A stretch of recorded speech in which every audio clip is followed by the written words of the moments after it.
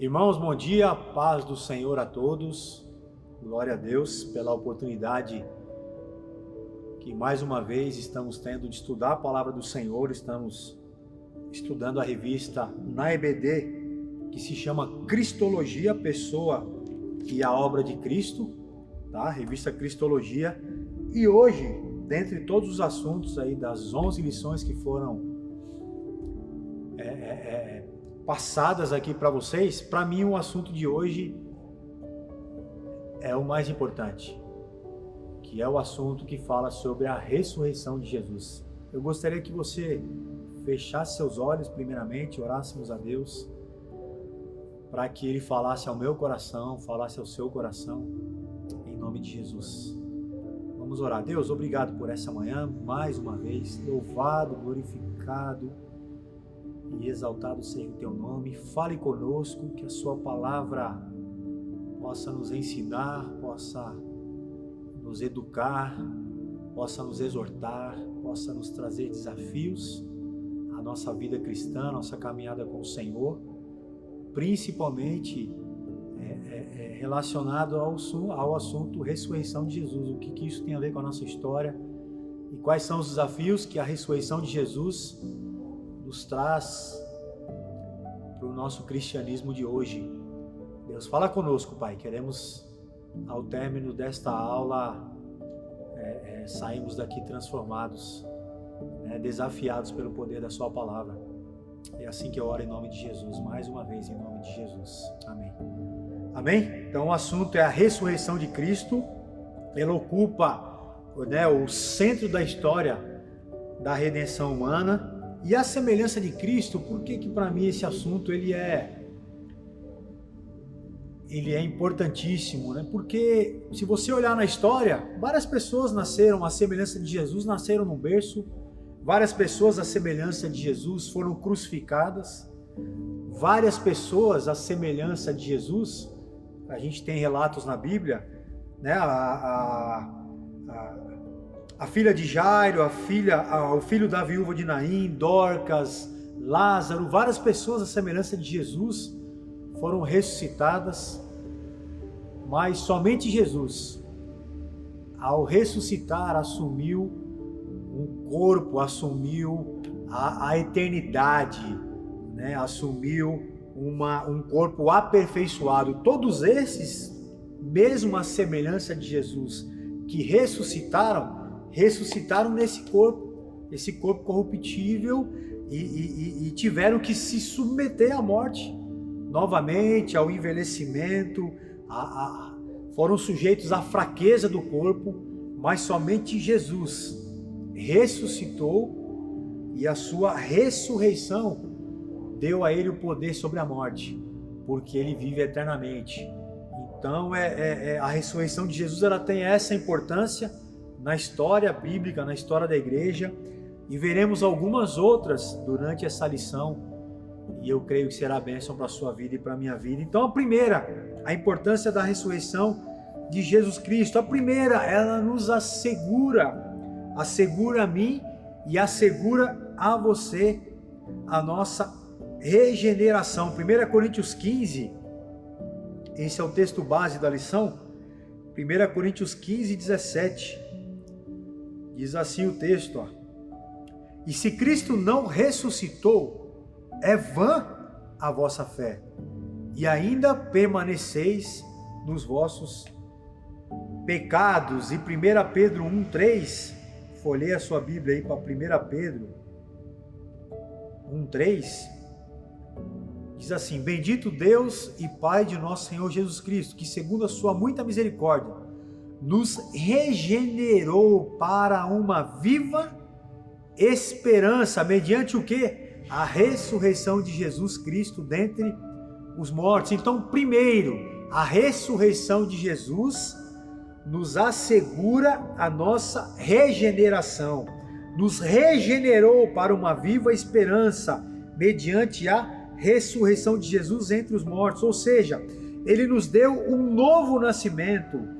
nos deu uma nova vida. Efésios 2, capítulo 5, 6, diz que Ele nos deu vida nova juntamente com Cristo. Ou seja, Deus pensa em nós Deus pensa em nós quando ressuscita Cristo, ou seja, somos dignos dos méritos da ressurreição de Cristo. Se por um lado, Romanos 6:23 diz que o salário do pecado é a morte, desculpa, irmãos, mas o dom gratuito de Deus é a vida eterna em Cristo Jesus, ou seja, se por um lado o salário do pecado é a morte, em Jesus nos é devolvida a vida. Nós recebemos uma vida nova, nós somos regenerados ou gerados novamente. Então a primeira importância da doutrina da ressurreição de Cristo, ela nos assegura a nossa regeneração. Você foi regenerado, você foi gerado novamente. Ele te deu uma vida nova com Cristo, através da morte e ressurreição de Jesus.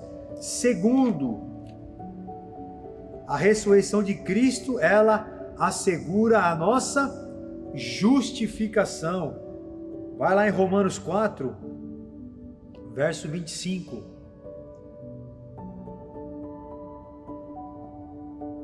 Diz assim: o qual foi entregue por causa das nossas transgressões, por causa dos nossos pecados, e ressuscitou por causa da nossa justificação. Então, se primeiro a ressurreição de Cristo nos assegura a nossa regeneração, segundo, a ressurreição de Cristo assegura a nossa justificação.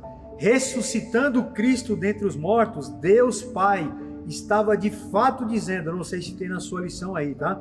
Estava de fato dizendo que aprovava a obra de Cristo, de sofrer e morrer pelos nossos pecados, ou seja, a sua obra tinha sido completada e que Cristo não tinha mais nenhuma necessidade de permanecer morto, nenhuma paga mais pelo pecado, nem ira de Deus, nenhuma culpa ou motivo de culpa, de punição. Tudo havia sido completamente pago, não sobrou culpa nenhuma, está consumado. Nenhuma condenação há para aqueles que estão em Cristo e ressuscitados em Cristo. Não há culpa, não há nenhuma condenação contra você e contra mim, pois confiamos em Cristo para recebermos, Efésios 2:6, abre aí a sua Bíblia, para recebermos a salvação. E juntamente com Ele nos ressuscitou e nos fez assentar nos lugares celestiais em Cristo Jesus. Se a ressurreição de Jesus, em primeiro lugar, nos regenera, em segundo lugar, nos justifica. Deus declara a você e declara a mim a justificação. Não há condenação mais, não há culpa mais sobre a minha vida e sobre a sua vida. Foi consumado na cruz, está consumado. Amém? Glória a Deus por isso, né, irmãos? O diabo não pode te acusar mais dos seus pecados. E quando você peca hoje e confessa o seu pecado, Jesus lhe dá a garantia de ser justificado ou de continuar te declarando justo quando você confessa os pecados e abandona. Glória a Deus por isso. Não carregamos o peso da culpa, não carregamos mais o peso do sofrimento, não andamos mais carregados pelo medo da punição, porque Jesus te declara justo através da ressurreição. O próprio Deus, te declara justo através da ressurreição de Jesus. Então, primeiro, te assegura a regeneração. Segundo, te assegura a justificação. Terceiro, te assegura de que iremos receber igualmente corpos ressurretos e perfeitos. 1 Coríntios 15:20. Diz aí o texto, O mesmo texto que a gente já leu no início, mas lá no verso 20. Mas se de fato Cristo ressuscitou dentre os mortos, sendo Ele as primícias dos que dormem, visto que a morte veio por um homem, também por um homem veio a ressurreição dos mortos. Ou seja, a ressurreição de Jesus assegura a mim e assegura a você de que receberemos igualmente a Ele corpos ressurretos e perfeitos. Abre aí 2 Coríntios 4, outro texto muito interessante, o verso 14. Diz assim: sabendo que aquele que ressuscitou o Senhor Jesus também nos ressuscitará com Jesus e nos apresentará convosco. Ou seja, ao chamar em 1 Coríntios 15, 20, ao chamar Jesus Cristo de primícias, o que Paulo estava usando ali? Ele estava usando uma metáfora que é usada na agricultura, ou seja, para indicar que seremos como Cristo, exatamente iguais a Ele, receberemos corpos perfeitos, corpos glorificados. E essa palavra primícias, o que se refere ao quê? Os primeiros frutos quando eram colhidos, aquele que havia plantado olha para este fruto e fala: puxa vida, toda a minha plantação, a semelhança desses primeiros frutos, serão frutos iguais.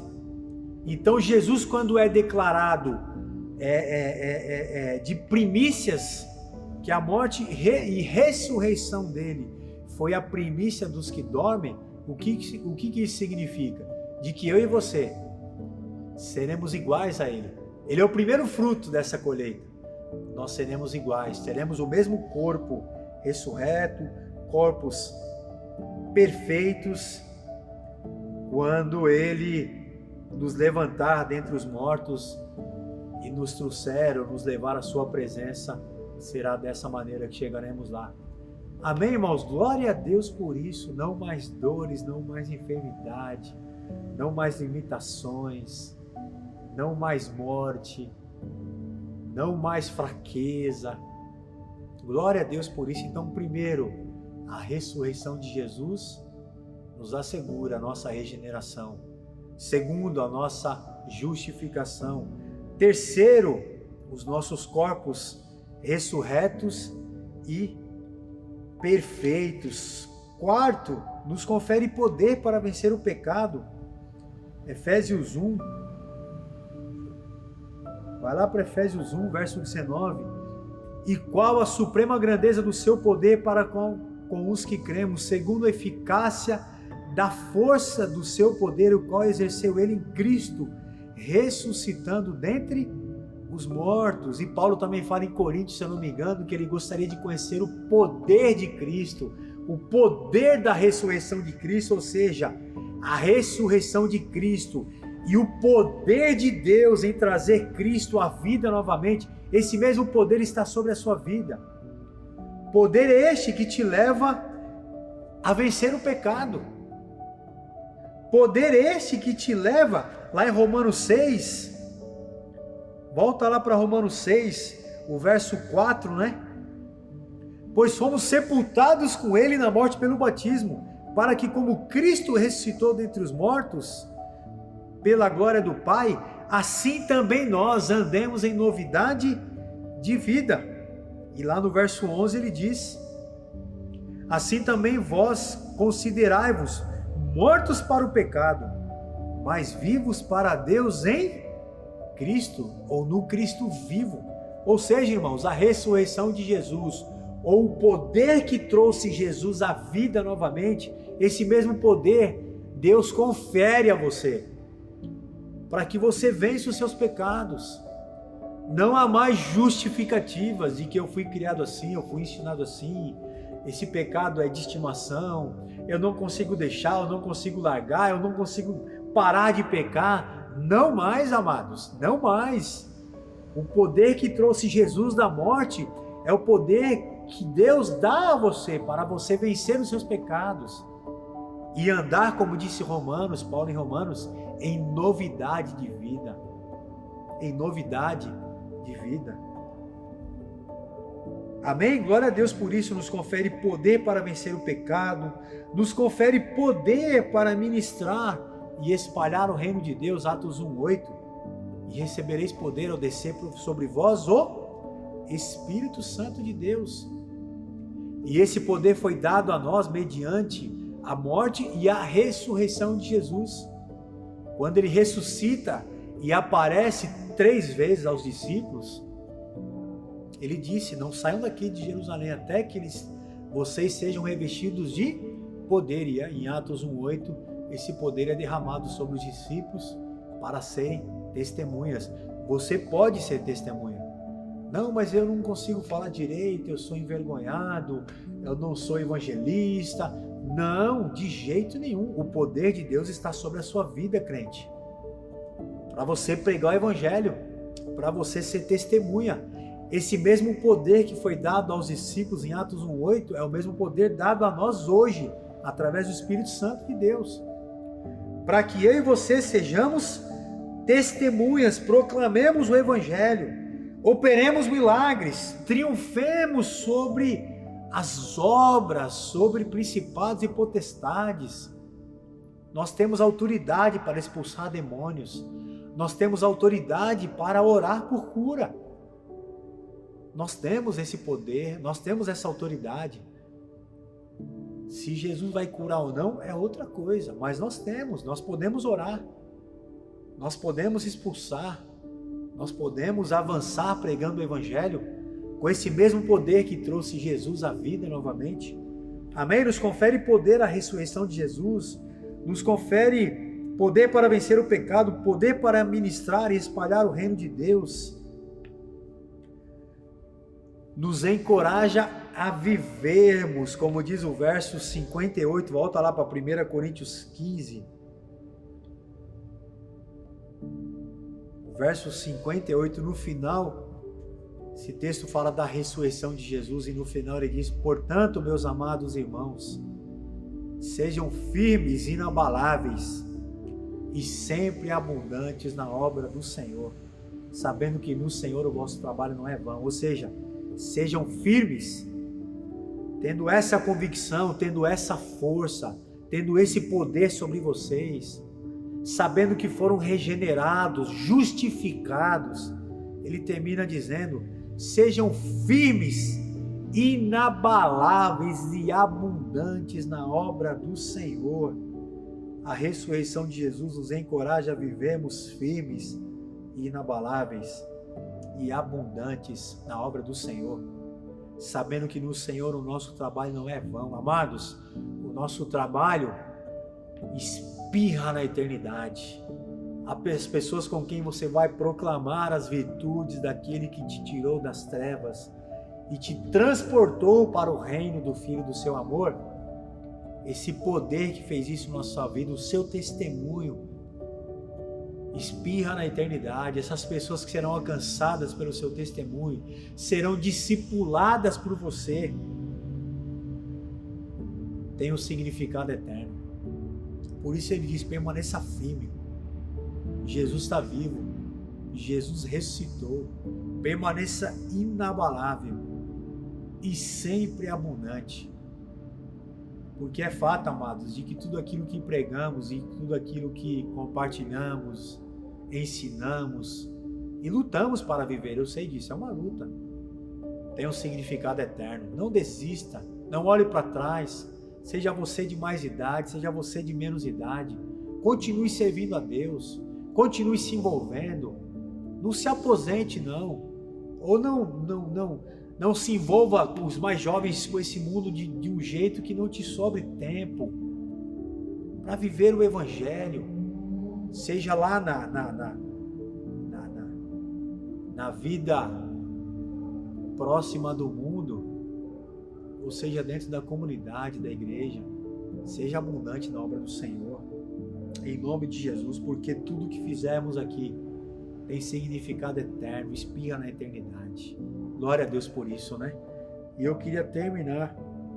Concentre-se, completando isso que eu acabei de falar, na recompensa futura celestial.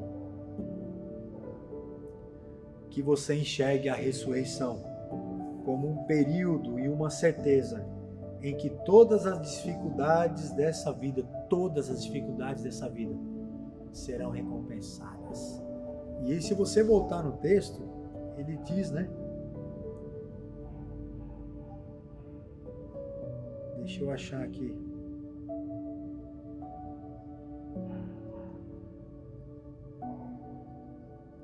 se a nossa esperança, lá no verso 19, 15 e 19, se a nossa esperança em Cristo se limita apenas a esta vida, somos os mais infelizes de todos os homens. Amados, a nossa esperança, ela não se limita apenas a esta terra. E uma esperança que se limita a esta terra, eu vou dizer para você, é uma esperança muito infeliz. Porque a gente sabe que essa terra está julgada, está subjugada, esse mundo está caminhando para o fim. Nós estamos vivendo as últimas coisas.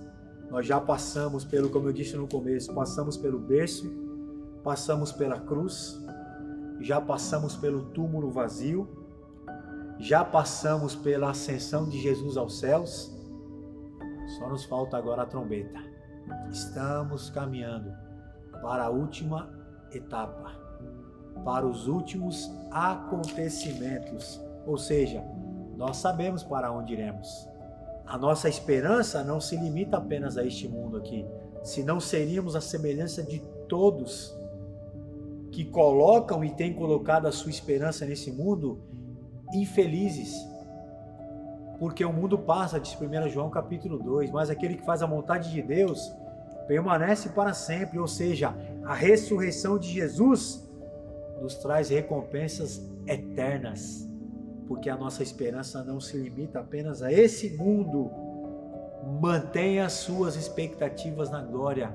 Colossenses capítulo 3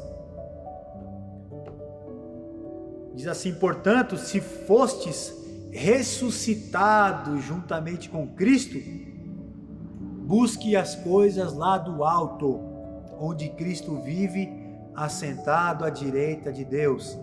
Pensai nas coisas lá do alto, não nas que são aqui da terra, porque morrestes junto com Jesus na cruz, mas ressuscitaste juntamente com Ele, e a vossa vida está oculta juntamente com Cristo e em Deus. E quando Cristo, que é a vossa vida, se manifestar, vós também sereis manifestados com Ele em glória. Irmãos, glória a Deus por isso, glória a Deus por isso, louvado seja o Senhor por isso.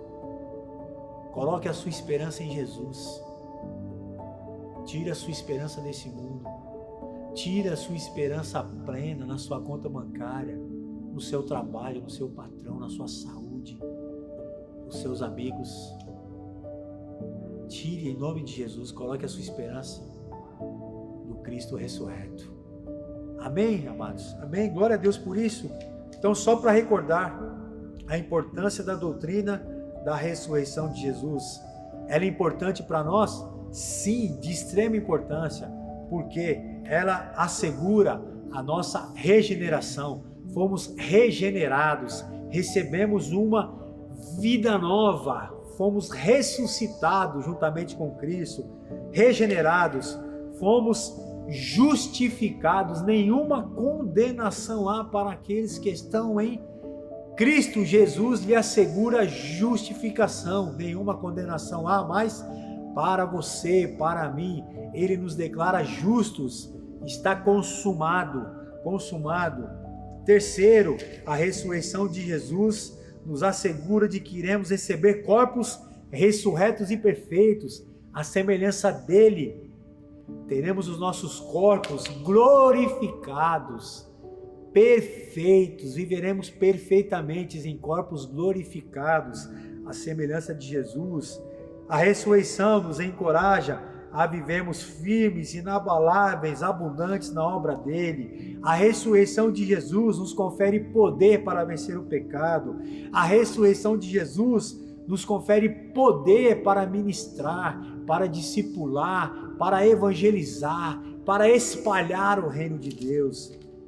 E a ressurreição de Jesus nos leva a colocarmos a nossa esperança no futuro celestial, na glória eterna, hoje e para todo sempre. Amém.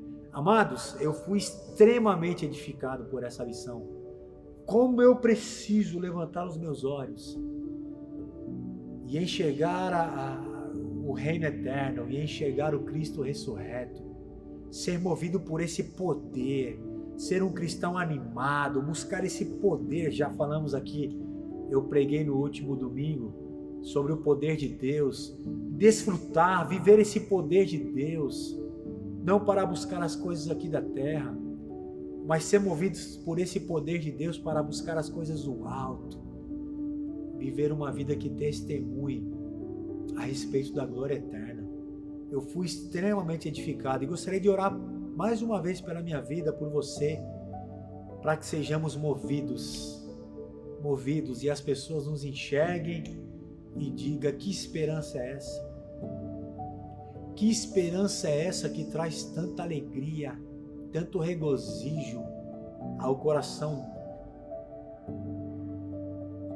dessa pessoa que é você, dessa pessoa que sou eu, que a sua família enxergue em você uma esperança eterna, que os amigos do seu trabalho enxerguem em você uma esperança eterna, seus vizinhos, que esta igreja enxergue em você um cristão que vive movido por um poder e por uma esperança eterna. Amém? Feche seus olhos. Gostaria de orar por você, que Deus te abençoe. Em nome de Jesus, eu quero, papai. E oro pela vida do meu irmão, para que ele também deseje ser movido por esse poder que ressuscitou Jesus dentre os mortos. Eu quero, Deus, não somente quero, como preciso fazer algo por isso.